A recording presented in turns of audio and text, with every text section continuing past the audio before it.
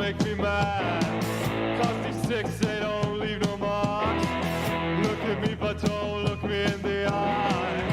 I'm the king of your world. Really, really come on. Really, come on. Hey. How's it going, Kamareski? How's everybody doing today? It's your captain. I'm here playing Neuroshima. Also talking about some interesting things. I went and saw Dune this weekend. Actually saw it twice. I took my nephew to it, and we went and had the 4DX experience, which they ought to have seatbelts in those things. I would not suggest seeing Dune in 4DX. It is way too long of a movie to be jostled that much. 3 hours in a chair that's shaking and moving and everything is a long time to be in that chair. I would rather have the reclining seat and have them bring popcorn to you.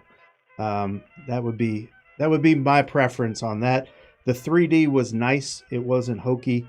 That part of it was good, so I'm all right with that. IMAX would be fantastic. The scope of the movie was excellent, and I'll get into a little bit of that later. I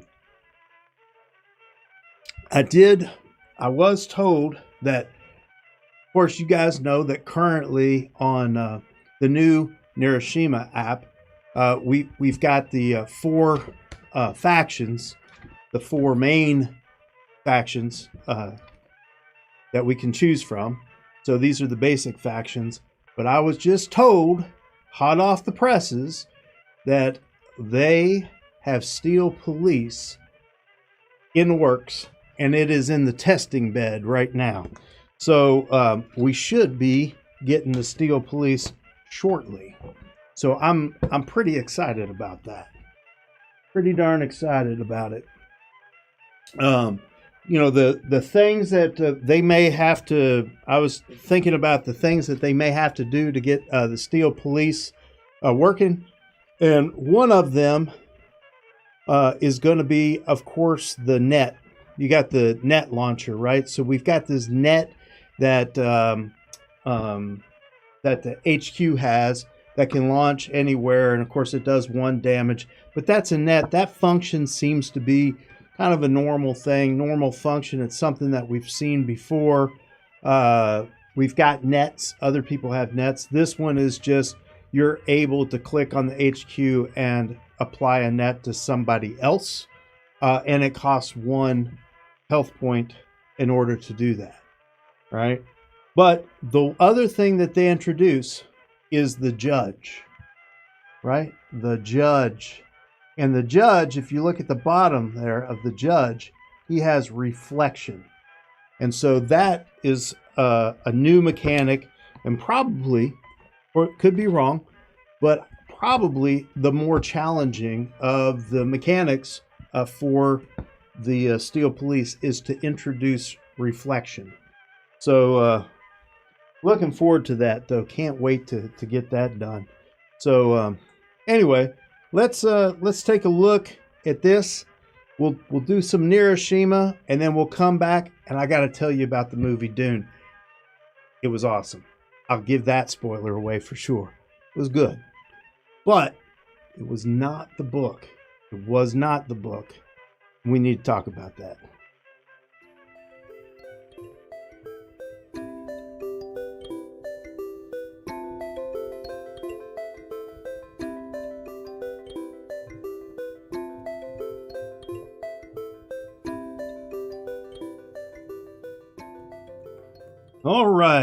All right, let's create a game. Yep, we still have our 4 factions, but let us do some randomness. And of course, we still have it on hard, even though we lost last week. We're gonna stay with it. It'll be fine. It'll be fine. We'll kick butt today. Oh, we get to be the Moloch. Well, that's cool because I've got a little bit of a red tint right now. I think I can fix that though. So you just like do the handprint thing. It didn't work. Maybe if I step back. Nah. All right, whatever. Let's do it. We got 35 tiles. We got our guy right here. I've been putting them out here. Let's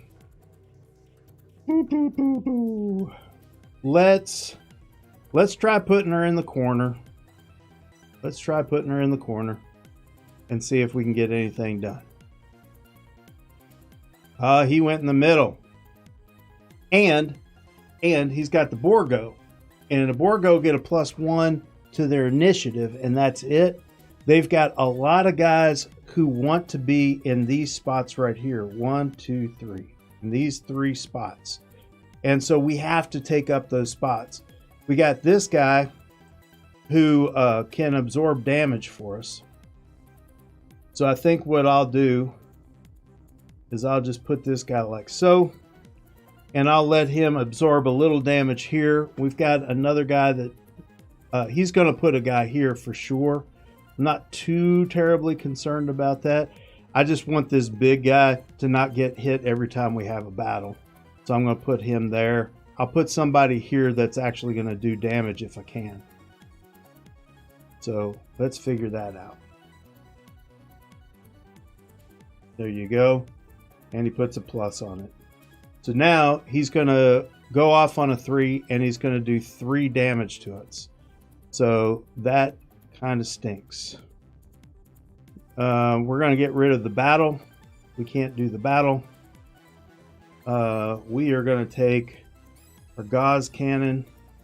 I'm going to put them right behind here and just zap anybody in this row.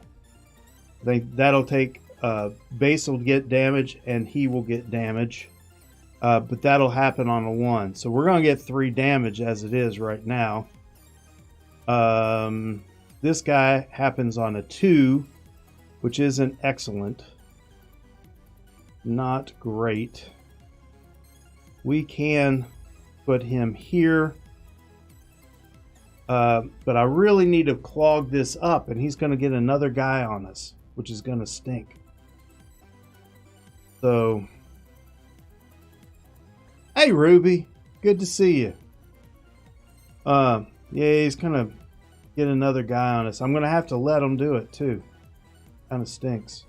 I need somebody faster. Do what I need. Oh, got his net.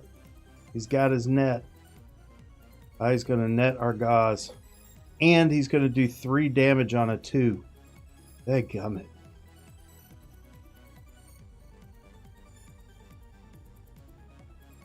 He's on a 1.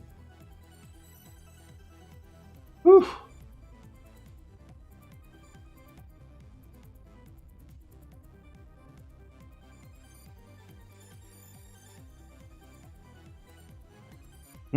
This guy happens on a 1. It's not great, man. It's just not great.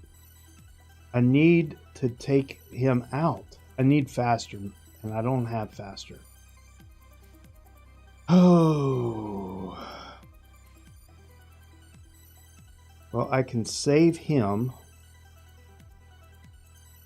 All right, so I can put a medic on my gauze cannon.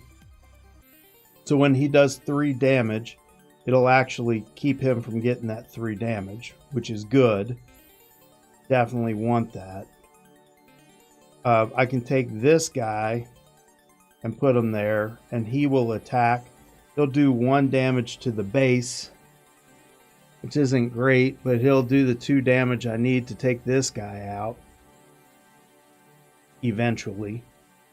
Which means I got to get rid of a blocker, which means he can put another guy here. I am going to attack him on a 2. Maybe that'll work out. So let me get rid of the blocker. I'll put this medic here, which will keep this guy from dying. And then, as much as I want to do 2 damage to his base, I'm only going to do 1 damage to his base. And his base is going to kill us because it gets 2 damage because of this thing. But it's not over yet, so let's see what we can do. Maybe we'll get a bomb. Ugh. So he did get his single firepower out here. He's got this guy who on a 3 is going to shoot, which is going to hit this guy. It's going to keep me from doing any damage to him. I do have the bomb. And I got a plus. Whew. And I got a plus, and I really could use a plus. Let me think about this. If I put the bomb on this guy here, he will take out this guy and that plus. I'm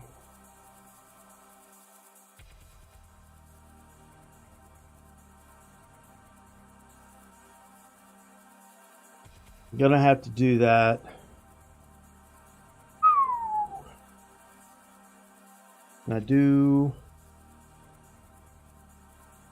And I think I'm going to have to keep the attacker, even though I need that extra bit. Well, I can make this guy go off on a 3. All right, I think I have to get rid of the attacker. I hate that. But I think I have to get rid of the attacker and drop the bomb right here. Now, it doesn't do damage to his base, but if I do like over here, I don't really care. It does 1 damage to our shield, but I really need to take out his net. So we're going to drop it right there. So we take those guys out. And now I can add +1. So adding +1 this way makes that guy a 3, which takes him out and does damage to the base and takes this out. So, I mean, I think that that's probably my best bet at this point, because it will keep this from doing more damage when he puts a guy there. It will also make sure that I get at least 1 damage on that base, and it'll make it to where I take that guy out so he won't be around for the second round. So I think all that is pretty good. Ugh. All right. Yeah, unfortunate. Unfortunate. All right, we got to push. We got to push. And I'm thinking I'm okay with not doing a battle. And the reason I say that is because he's mostly melee and he can't get there, right? He can't get next to our base. We've already got those guys there. Komaraski says, push the guy next to the gauze. Yeah, that's what I'm thinking too. Just push this guy.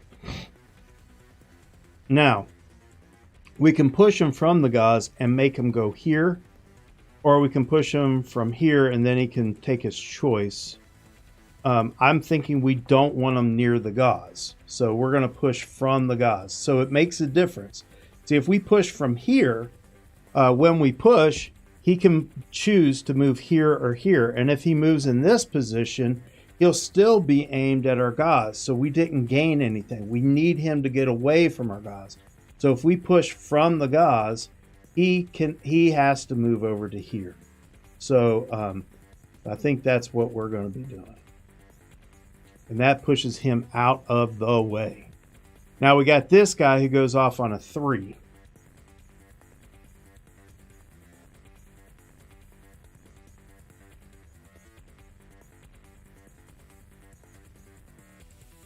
Trying to figure it out. Goes off on a 3. Well, we can put him behind here to ensure that we're doing damage. He can't get to us from there. We can help to block this for the gauze cannon. We can trade guys here. 3 and 3. Not too helpful. I'm worried that he's going to attack my Gauss cannon again. We'll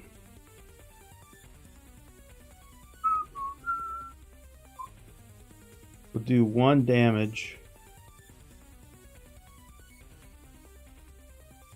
Yeah, there's not a whole lot. And then I've got this medic. So if he only gets 1 on that Gauss cannon, I think we'll be okay. So I'm really thinking about getting in front of the Gauss cannon like this. Really, if I could have put that plus on the Gauss cannon. But, you know, at the time we had problems. So this guy is going to definitely take us out. But we're going to do 1 damage to his base while we're doing that, and it keeps the Gauss cannon active so that the base and this guy will both take a damage as well.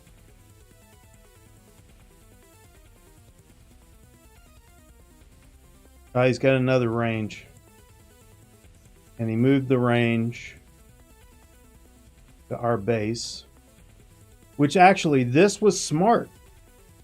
This actually was smart of him because it didn't make any sense for him to continue to attack there when he could do damage to the base. So, wow, the AI is doing pretty darn good. Way to go.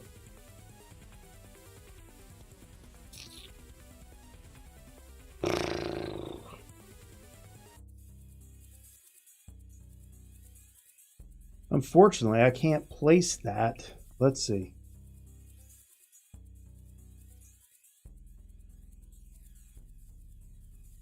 Yeah, I can buff the Gauss. The problem is that this 3 will take that out, which means I can't use the 2. And he's got this guy shooting down there. See, I could put the 2 here and I could shoot this way and that way.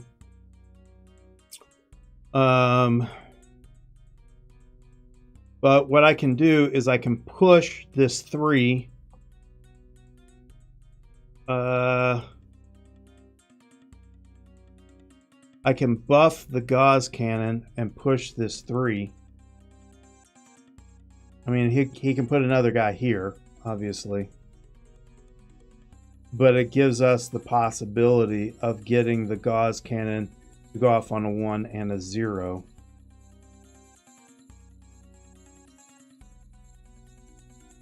Because otherwise, this buff wouldn't help. Because that guy would take it out. Put the buff right here next to the Gauss cannon. This guy will take him out on a 3. So before the Gauss cannon gets to react. Ugh.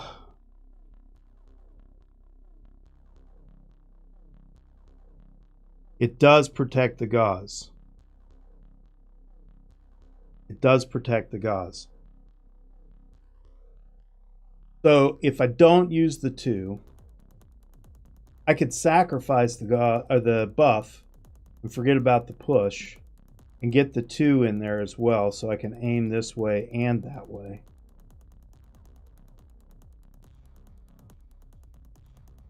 More damage, more damage, more damage.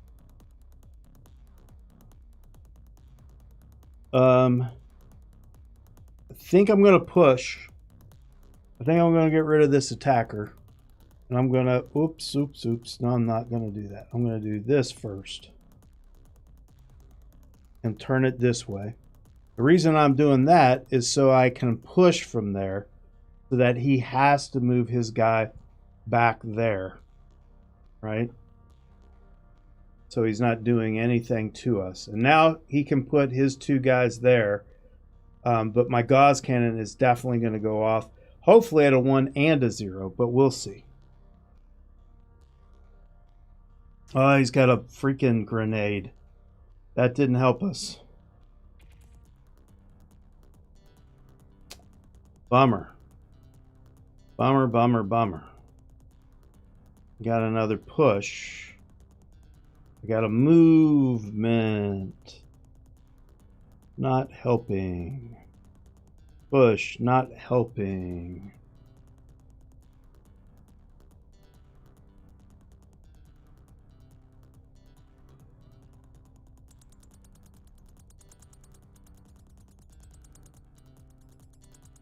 Definitely going to attack his base with that one.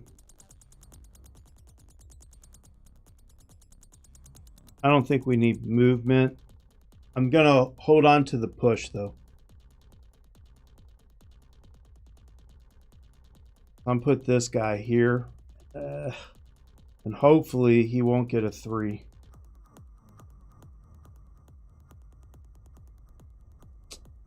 Wish I had 2 people to place so we could go ahead and fight, but it is what it is.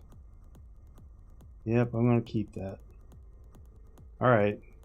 Oh, he can do the unlucky rule.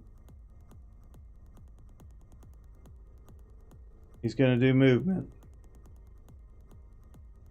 Ah! Ay, ay, ay.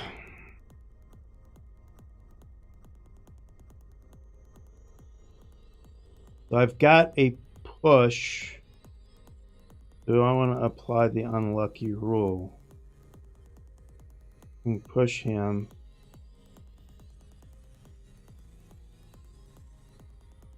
I think the answer is no.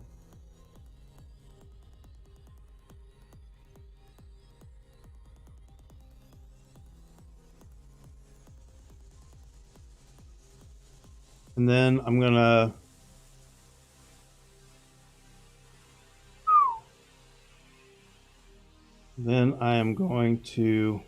so I can push him down here, and then if I wanted to, I can push this guy who would move there, so it'd be back to where he was, but then he could put another guy here. Right now I just need to push him, I think. So do I push him and then battle? I mean, I really like this 1 and 0. All right, I'm going to take a chance. And I like the idea that I'm using this stuff up. So we're going to push him. And then we're going to do this. Here. And push that guy.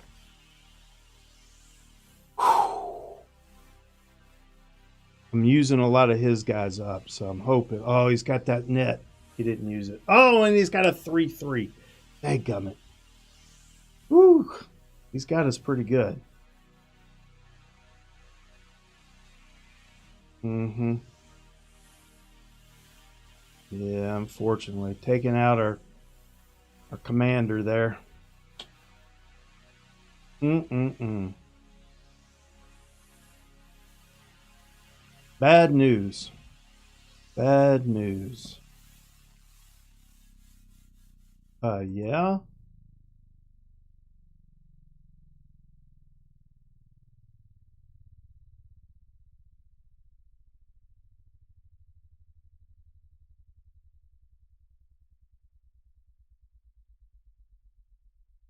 That's all the zeros. There we go. All right. So, not great. Not great to say the least. I mean, he's got us down to 16, but still, we do have an advantage on him. We have a significant advantage on him. So, I'm thinking about placing this guy here and buffing it. Then I have to take this guy out. And he's got this guy with movement, but I don't really care. I'm going to get rid of this push. And we're putting this guy right in the middle so he doesn't get a +1 there. And then I can buff it either way. The buff really isn't going to help because it'll probably never happen because this guy here, or if I put it on this side, it'll be this guy here keeping this from happening. So I got to pick one side or the other. I'll pick this side and be done. So now he's going to do 3 damage 2 different times. Hopefully he survives. He's got his net, netting our base. Whew. We got a double net. Double net. Double net. Double net. Double net.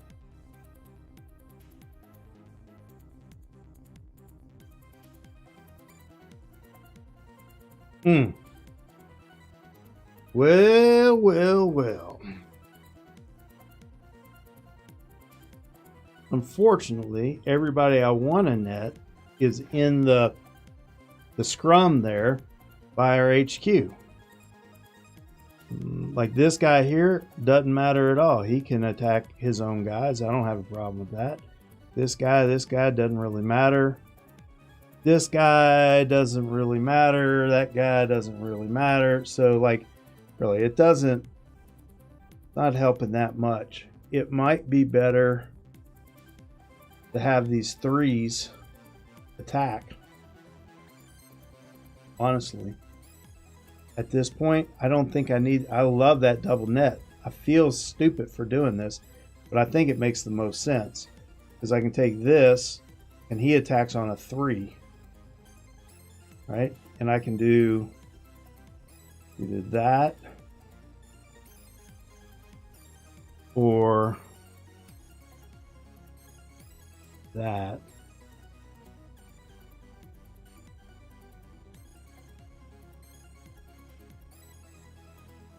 Let me think about it for 2 seconds here. Which one do I want to leave out? The 2? Leave out the 2? Probably attack this 3 and these guys rather than this 2 and allow the 2 to kill me here. Well, the 3's going to kill me anyway. Yeah, that'll be fine. Then we got this guy. I think this one's fairly obvious. We need to attack these 3 places and this place. So that seems to make good sense there. We got a clear path for our guys. Of course, a bunch of our guys are there in front of the guys, so I don't know how awesome that is, but okay. We got a ranged at a 3. Ranged at a 3.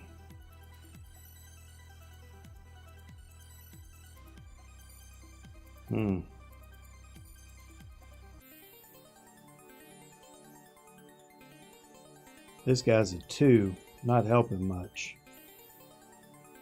I think we're going to have to go ahead and battle too.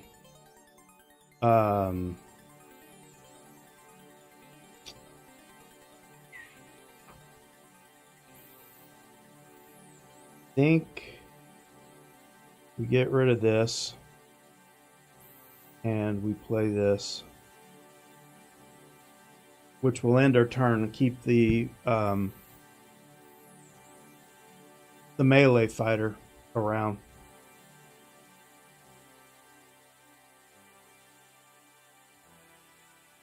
There we go. Yeah.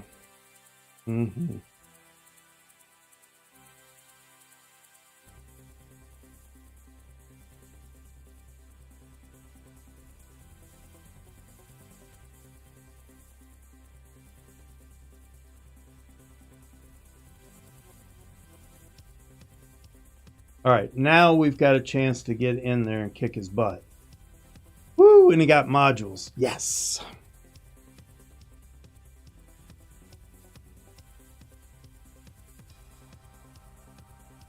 All right, he's got some modules. He's actually gonna, his thing's gonna go off on a 2. That's crazy.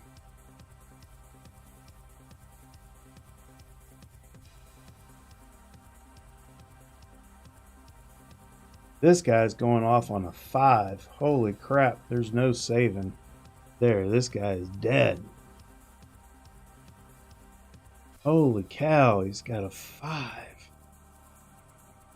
How did he get a 5? He was a 3. 2, a 3, 4, 5. Yeah, he gets +2. Yep. All right. All right. How do we handle this? Well, this guy can do some damage, but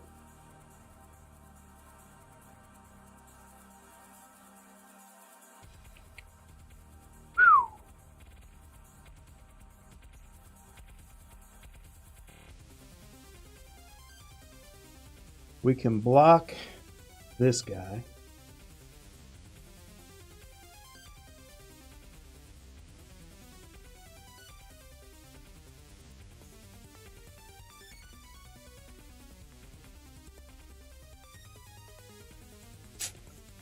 Need to take this guy out. Just not a good way to get to him. Just not a good way to get to him. He's going to do 3 damage every turn. This is going to do 1 damage to his base, and this guy ain't going to do anything because he's going to die. Ugh. This is bad. I got to block some damage. You just block it with the medic.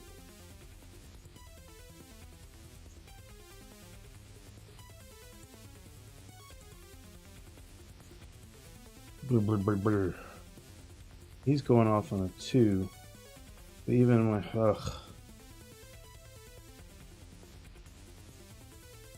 Alright, I think I'm going to get rid of this. I'm going to put this medic down here. Even though he's not going to do anything. And then we got this guy, and I'm going to put him up here.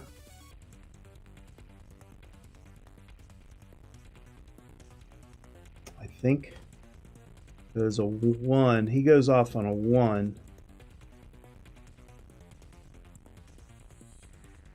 I think that's all I can do.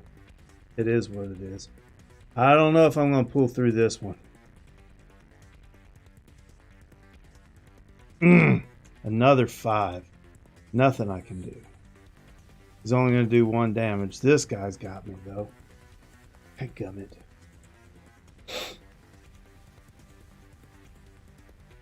Got a bomb.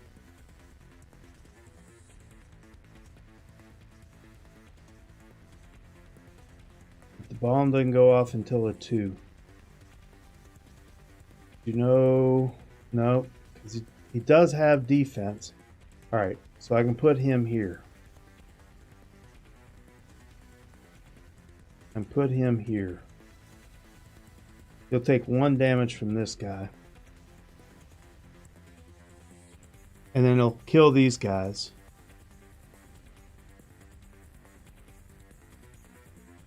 We got this.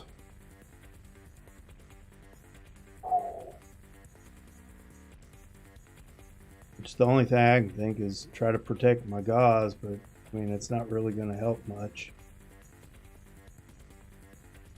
He's going to die. He's got 1, 2 attacking him on a 5 and a 3, so we're kind of screwed. Ay, ay, ay. This guy. He turned it. Okay. That's fine. Another 5. Man, that's crazy. You got those 5s.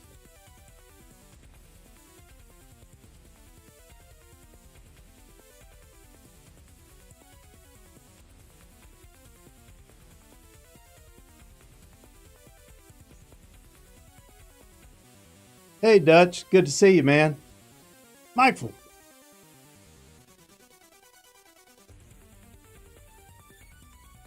Yeah, that net's killing me, Mike. That net. So I could explode and take out all 3 of these, or I could just attack these 2 and stay there. Which I think I'm just going to attack those 2 and stay there.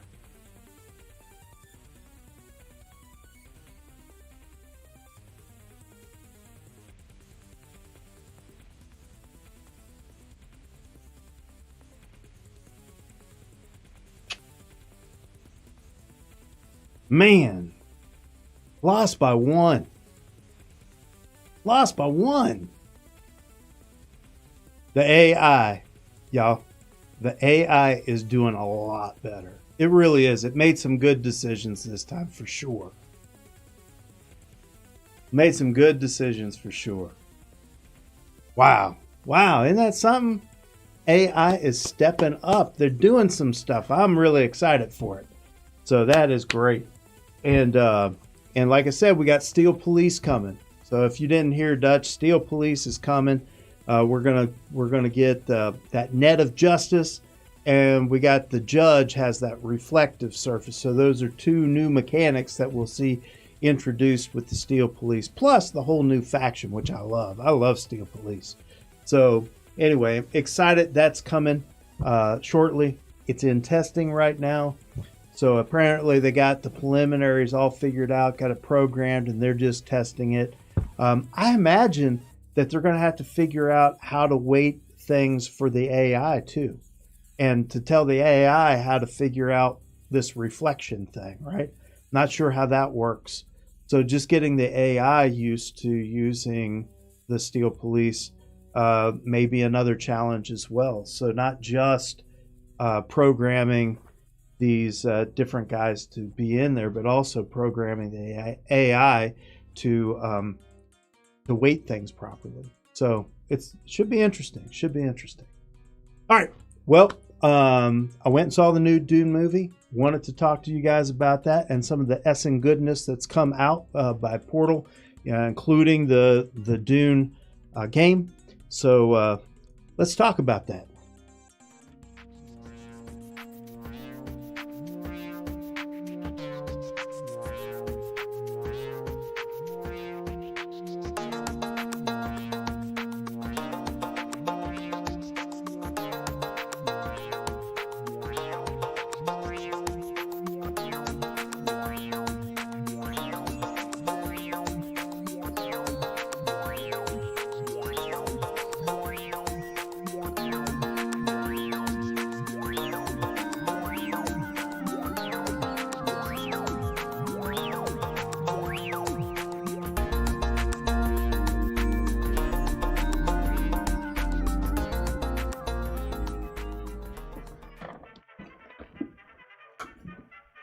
Ta-da!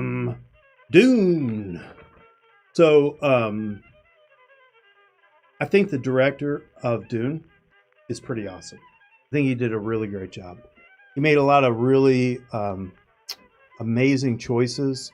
If you haven't seen the movie, if you don't know anything about Dune, I don't think anything that I'm going to say is really going to spoil anything. But let me just kind of give you a couple of ideas that I think are cool. From a director's standpoint, looking at Dune, there were things that weren't said, that they were shown rather than said. And there were things left for a later time. If you want to know how the Spacing Guild gets people around using spice, you can look that up. You don't need it for the movie. We just need to know that the Spacing Guild uses spice to get people someplace. We don't need, a 15-minute thing about them traveling, So they don't get into all that.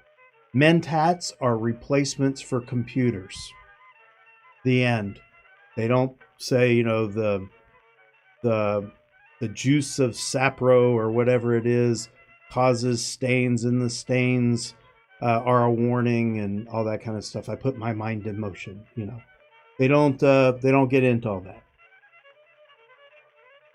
And then, so it streamlines it. There's a lot of technical bits that are moved out of the way so that we can see the story rather than to be intrigued by all the technical bits. And even when the action is going on, there's a point in which this thing, ornithopter, it's got 4 wings. Basically, the wings fold back. When they went to unfold them again, to put them back out, one of them didn't come back out. So they're showing it from outside. And you see the wings come out, and one of them apparently is jammed. Well, when we go back inside the cabin where the pilot is, no one in there says, the wing's jammed. Like, you don't have to say that. You're just dealing with it in the moment. You don't, we're about to wreck. You don't go, we're about to wreck. That kind of thing doesn't happen. So they know, and and that's all that needs to happen. So there's a lot of choices like that along the way where they said, hey, these people are smart enough to figure it out. We don't have to say everything. Now, there are some things where you might feel a little bit lost, and then someone will tell you, they'll say something, and you'll go, oh, that's what that is. So there are places where they do tell you, they give you a little bit of a background or something like that so that you can understand what's going on. But as much as they can get away from that, they do. And I think it's amazing. The other thing that happens, and it doesn't happen in the book, because as I remember at the beginning of the book, it almost starts out pretty quickly into the whole put your hand in the box thing. It goes into that pretty quick. In this, there's a whole lot of stuff that goes on. There's interaction between him and his father.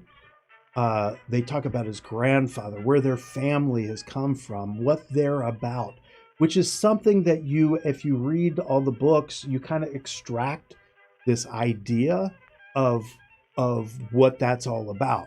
In other words, as soon as you get past the technical bits and you're really into the story of it, then you find out, all these different families have different ambitions and whatnot.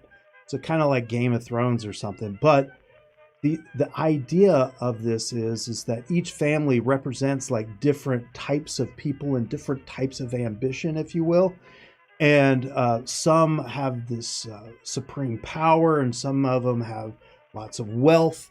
And just boiling it down to like, these families are basically the idea behind these families are these ideas of what motivates people to be who they are, right? And then you have our main characters and that family's house, and they have loyalty, and they have this like moral structure. I wouldn't even say it's a moral structure. I would say it's they have integrity. They have integrity. They believe certain things, and they will act that way no matter what, right? So if they can get away with something, they're not going to try to get away with it. And that's not what you get from a lot of the other households. A lot of the other households aren't holding integrity as one of their key things. What they're holding is wealth or power or something like that, right?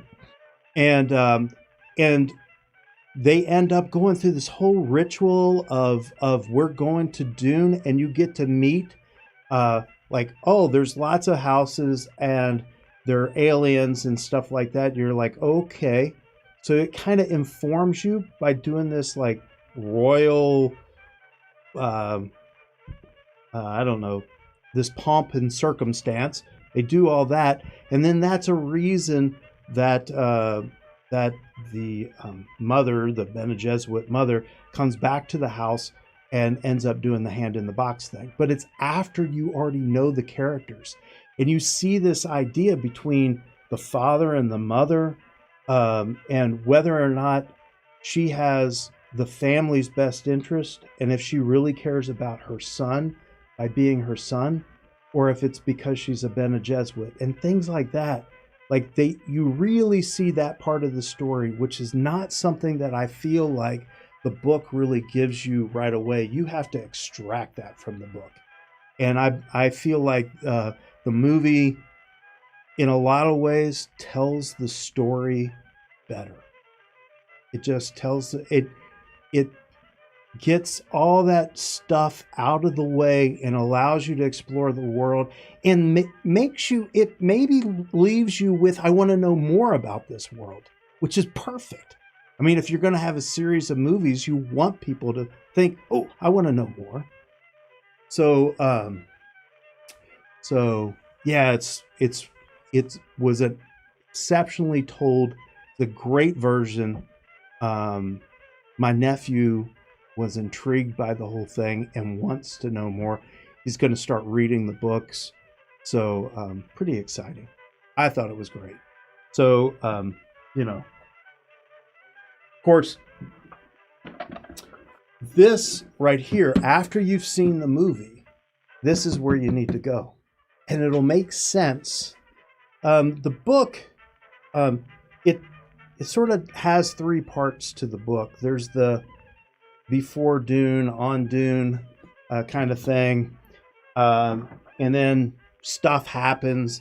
And then there's the sort of the exile part of it. And then there's the return, right? So there's those three main parts. Now they say that this is part one.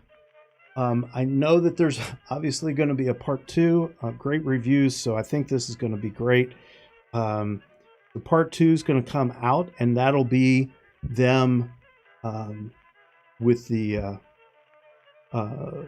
probably through the exile, maybe to the return, or maybe they're just going to do the exile, which is really intriguing to me, because if you think about even the book kind of skims over that stuff a bit. There's all kinds of things that happen there, and so many things that you could develop and learn about the Fremen and what they're all about, and start to understand their society and how they live, and then the interactions and they're kind of from the what we call the bad guys' point of view, they're terrorists, right? And the bad guys are trying to subdue and take over the planet. So they're so you kind of have those conflicts there. I think that it's gonna be really neat to see how they end up telling the story. They have so much ability based on all the information that we have to pull that in and create a larger story, like they did in the first movie, showing the interaction between the father and the mother, between the son and his parents. So that was not in the book. That was able to be presented in a really cool way. So that's neat. So being able to watch the movie and then start to experience some of that exile stuff using the house secrets, right? This right here is immediately after. So it's pretty fantastic. I think that's going to be awesome. The other stuff that came out in recently, we got Beasts, which if you haven't played Beasts, this is a really cool faction. It's one of those factions that make you question how to play it. And there's a couple of different ways to play it. And I don't think I have it quite figured out 100%, which is cool, because it really does. Every time you get a new faction for Neuroshima, it's something else to explore. So I'm really excited about Beasts. We also have petty officers. So back to a case for detective. This is the detective signature series number 2. So this is straight up detective. Nice case. I'll put together for you right here.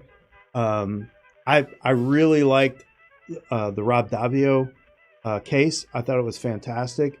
And now we have this one, so I'm excited to get that. And there's this weird thing in here I got to show you.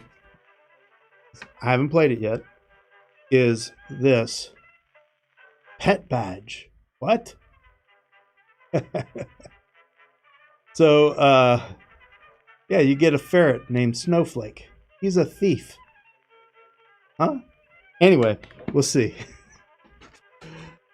I don't know if that actually figures into this story or if that's just some fun little bit that they came up with.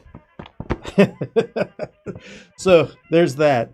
And then we've got Dreadful Circus, which is really a fun little party game. It's There's a bit of push your luck, set collection, hidden blind bidding, which is kind of fun. There's bluffing and things like that in the blind bid, so it can create a lot of fun. And the cool thing about this is, like, look at the color palette of this, right? And then you see the color palette of the actual game. This middle section here is the color palette of the actual game. It is a smorgasbord for the eyes. Wow! And it has a lot of these like radiant things, you know, kind of like the rising sun kind of deal. Like you can see it on all the boxes here. They have that same type of artwork. So it's really colorful, but it's also a little crazy. So therefore the dreadful circus, right? But it's a lot of fun. I played it 4 different times now, and each time I've played it, number of different people. We had 7, we had 5, I think we had 7 twice. Anyway, a lot of fun, good time. Got to play it with Z Garcia a couple of times. Me and him kind of discovered the game together, try to figure it out. I think he did a great job with it. It was a lot of fun. So if you guys haven't checked it out, you know, I mean, ultimately I'm a Portal guy, and they sent me all this great stuff, and I'm excited about it because they don't make things that are not good. They're excellent. I got one last thing to tell you about. You guys know I've been getting into some D&D stuff lately. So, but you know, you can't play D&D every day of the week. As a matter of fact, you know, this idea of playing like every other week is going to be a little difficult. You're always trying to get the group together, and somebody's got something to do, and blah blah blah. So it makes it difficult. But I found this, and I thought it would be fun to do. And that is Heroes Feast. Check it out. It's the official D&D cookbook. Hey, when are we going to get the Neuroshima cookbook? Wonder what the heck that would be, right? Neuroshima cookbook. But, you know, it looks like a regular old cookbook. It's chock full of tasty treats. It's interesting because they've got like the human cuisine, the elf cuisine, the dwarf cuisine. I guess the dwarf stuff, you know, has a lot of hearty things in there. You end up with sausage and stuff like that. It ends up being more like cooking on motor oil. It ends up being like the dwarves end up being like German food and things like that. Elves tend to be more, you know, there's a nice salad in the elves section. Anyway, it's just a lot of fun.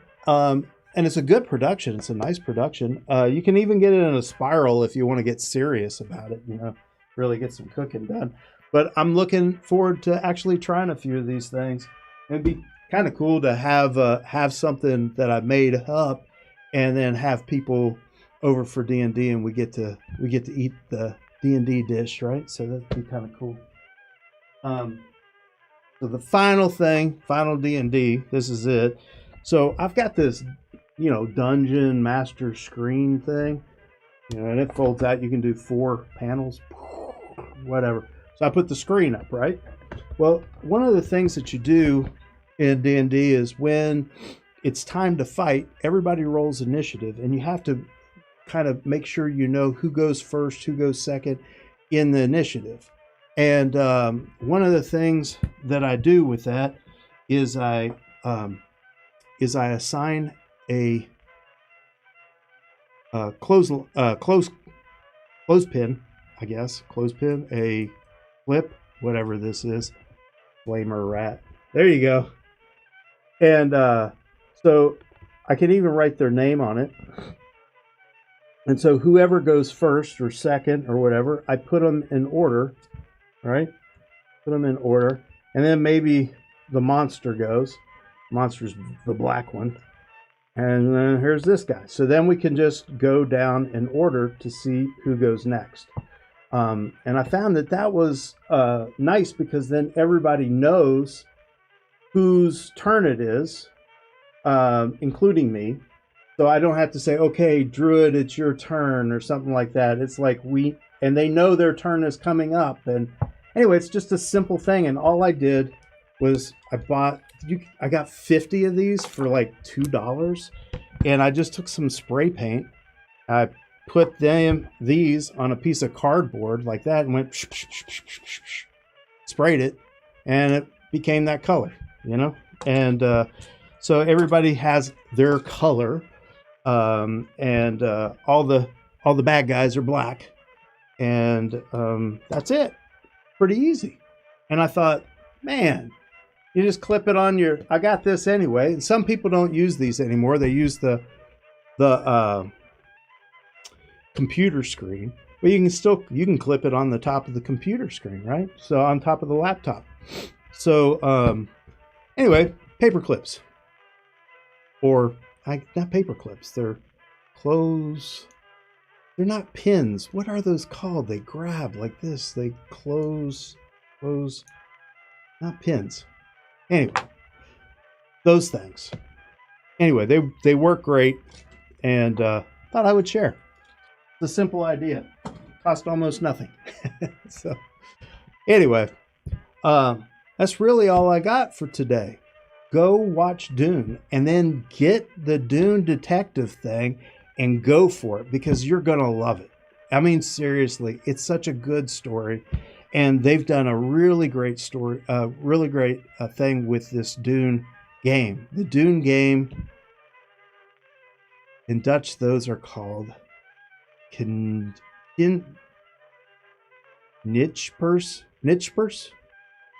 Or do you pronounce the K? Knipschers? Knipschers. Whew, pinchers.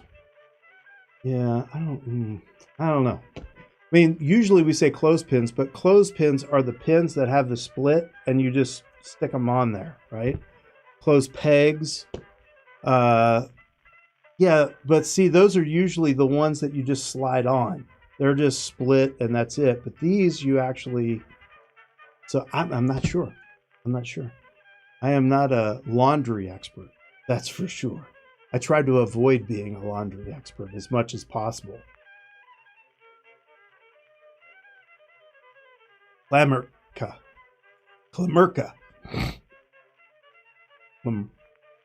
Sounds like a disease. I'm not feeling good. I've got a case of the Clammerka. Something like that. Anyway, all right. You guys have a great time. Hey, thanks for hanging out with me. I appreciate y'all. Really do. Have a good week, and I will see you next week. Adios.